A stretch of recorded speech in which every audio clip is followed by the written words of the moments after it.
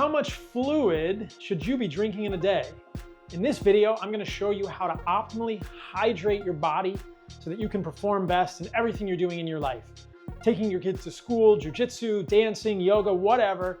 Let's get into how to optimally hydrate. So when you're thinking about hydration, we're talking about fluid first that you're taking in, and then electrolytes like salt second. So I'm going to cover both of those in this video.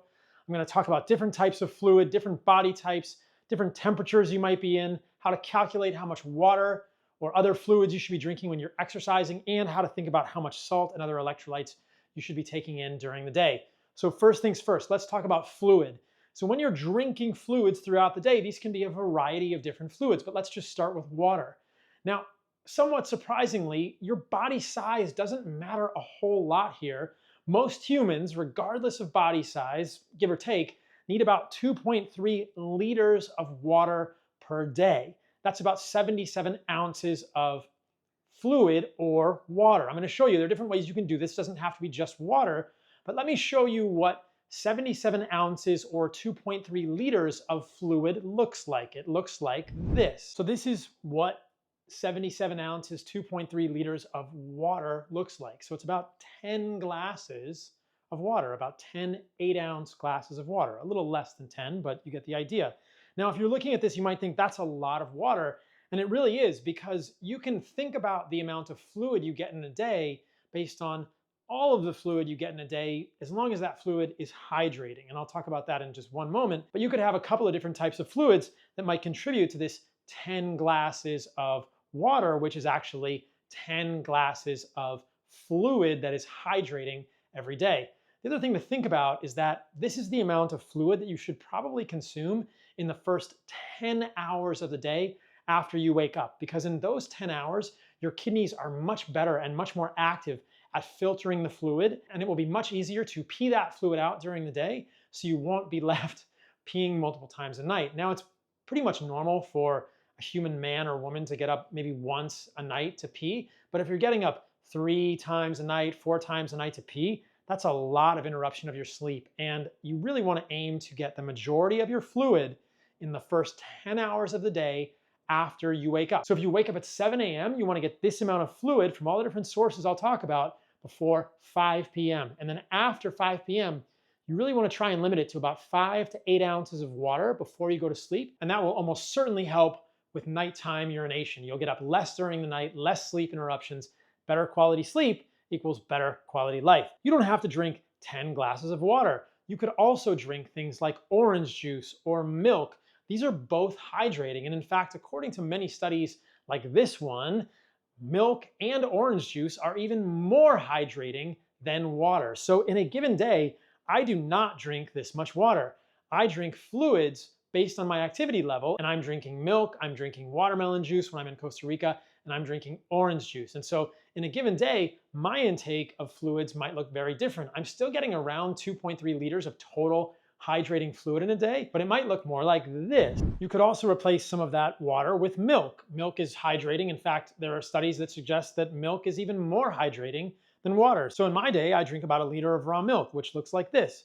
But you could also make your hydration look like this. You could also replace some of that water in the day with something like fresh squeezed orange juice, which is also more hydrating than water.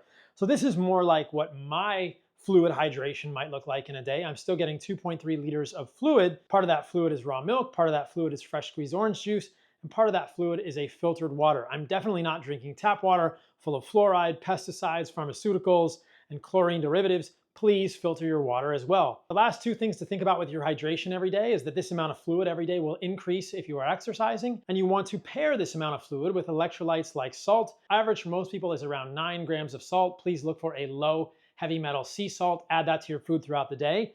Pairing that amount of salt with this amount of fluid will lead to pretty darn optimal hydration for most people. So this is what a typical day of hydration might look like for me. I drink about 1 liter of raw milk per day. So I've got 4 glasses. Each of these is about 8 ounces. 8 ounces is around 230 milliliters. You guys get the idea. 4 glasses of milk is around 1 liter of milk. When I'm active, surfing every day, I'm gonna drink about 1 liter of fresh squeezed orange juice every day too. So this is now 2.3 liters, 77 ounces of fluid of which maybe only 2 glasses per day are actual water.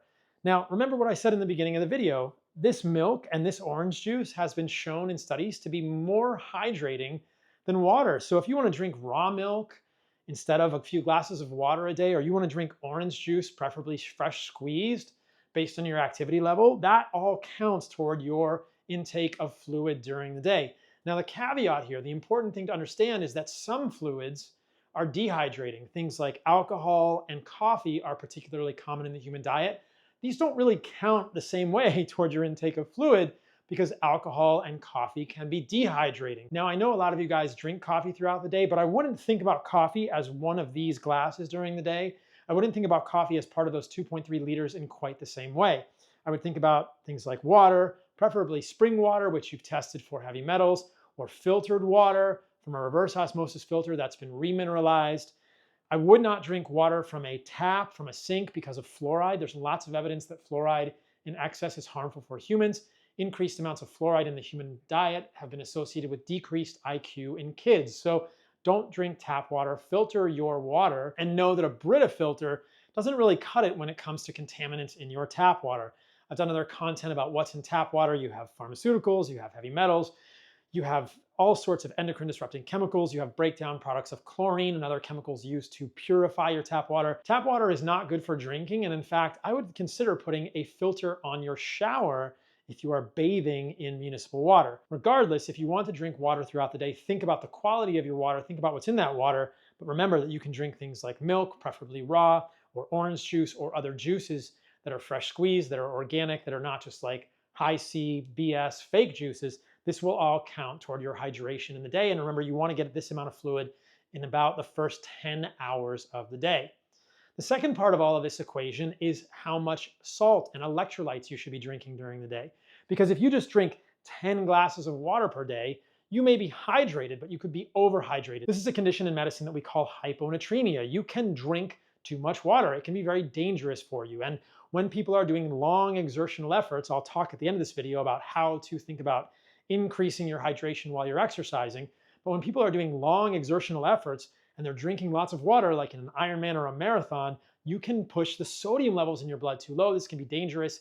It's a condition called hyponatremia.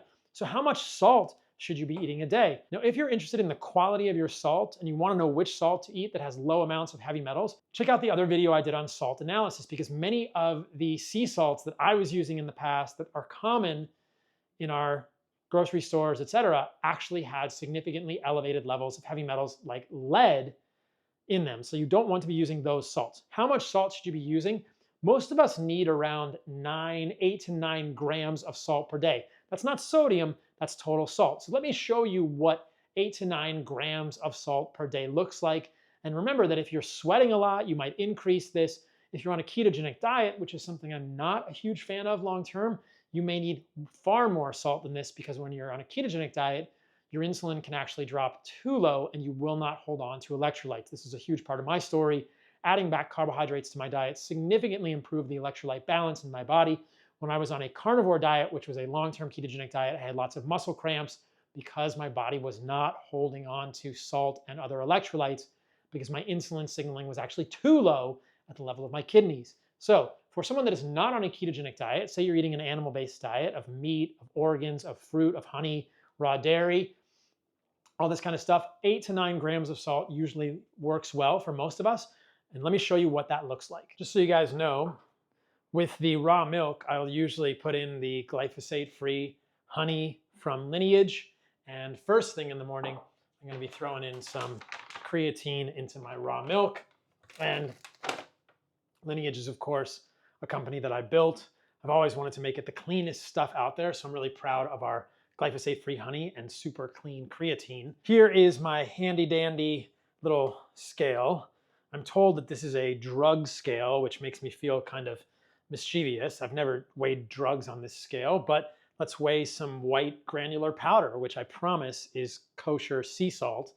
I'm gonna show you guys what 9 grams of salt looks like. 9.25 grams of salt. So that is the amount of salt that I am thinking about eating in one day. Now, I think it's just helpful for me to see that amount of salt at any one time, and I'm gonna add part of that salt to my food throughout the day. I don't weigh my salt every day, but I think, yeah, that's about the amount of salt that I'm going to use per day, because I'm going to add a little bit of salt to my raw milk and honey in the morning before I surf.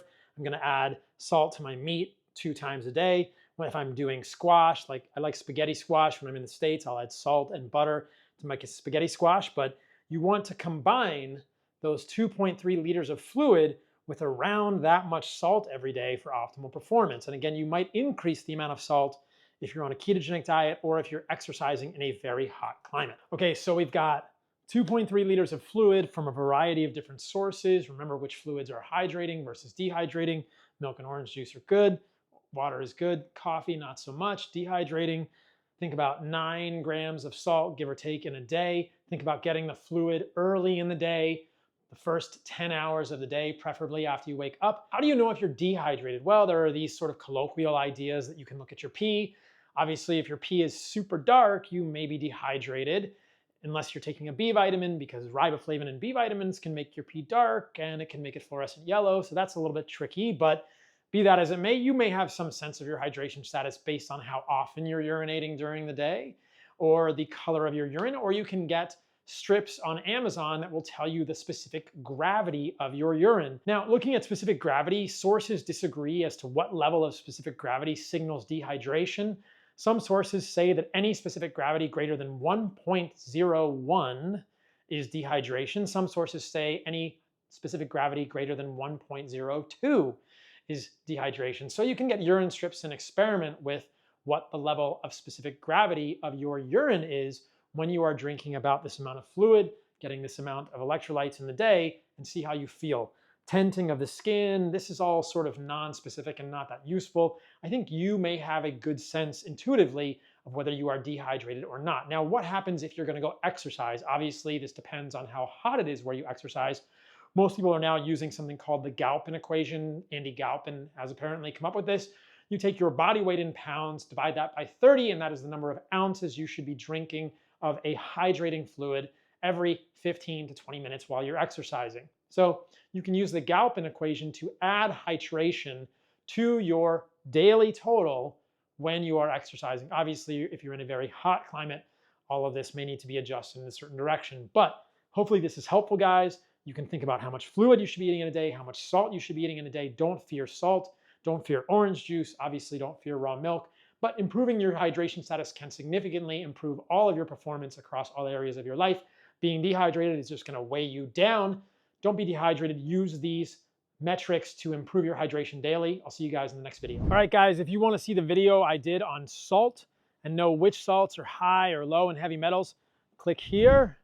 I'm going to go finish hydrating with some raw milk here.